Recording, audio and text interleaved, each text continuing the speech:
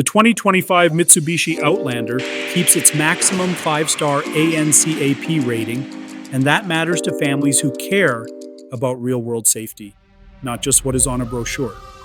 The rating applies to ZM Outlander internal combustion engine models built from April 2025 and plug-in hybrid electric vehicle models built from July 2025 in Australia and New Zealand. Mitsubishi Motors Australia Limited says it has doubled down on safety and local development, including an Australian tuned steering and suspension setup that matches the rough and ready roads many of us drive every day. The latest model brings meaningful active safety upgrades. Rear automatic emergency braking is now confirmed, lane support systems operate across a wider range, and there are more vulnerable road user scenarios, including turning and motorcycle detection. A direct driver monitoring system helps spot fatigue or inattention, while improvements to restraints, center airbag effectiveness, and whiplash performance strengthen passive protection.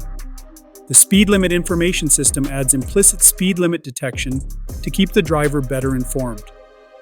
Standard safety assists remain generous: lane departure warning, lane departure prevention, emergency lane assist, blind spot warning, driver monitoring system, rear cross traffic alert, forward collision mitigation with pedestrian detection, predictive forward collision warning, driver attention alert, emergency brake assist system, traffic sign recognition, intelligent speed assistance, adaptive cruise control, and an emergency stop signal function.